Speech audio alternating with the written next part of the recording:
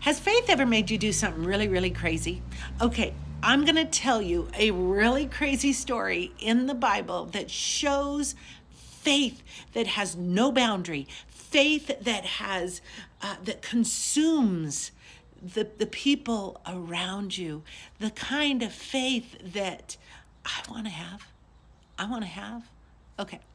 And I want to hear your faith story in the comments. But here's the story. It's in 1 Samuel chapter 14.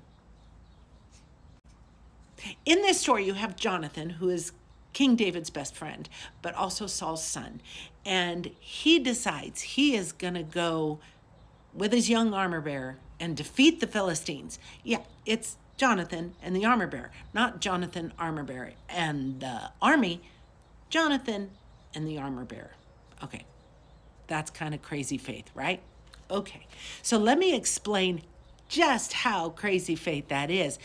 The Philistines' garrison, their environment was a cliff here and a cliff here, and there was this valley below. It was really a military stronghold of the Philistines. Well, Jonathan one day decides, through the Lord's guidance, we're going to go defeat the Philistines, to his young armor bearer, probably young teens. And the armor bearer goes, okay, let's go. And they go. Now, Jonathan said to his young armor bearer, if they say, we're going to go down to you, then we wait.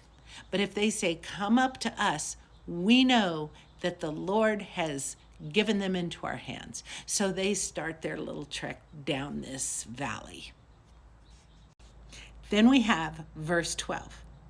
Then the men of the garrison, the Philistines, called to Jonathan and his armor bearer and said, come up to us, and we will show you something.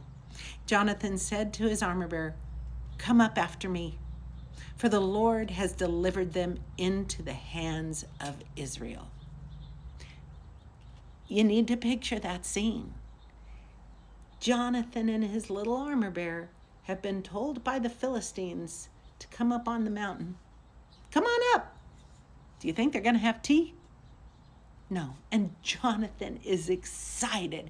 Look, the Lord has delivered them into our hands. So my message for you and for me today is sometimes faith looks crazy, but if God told you to do it, it's already done. My friends, I love you, and God's got this.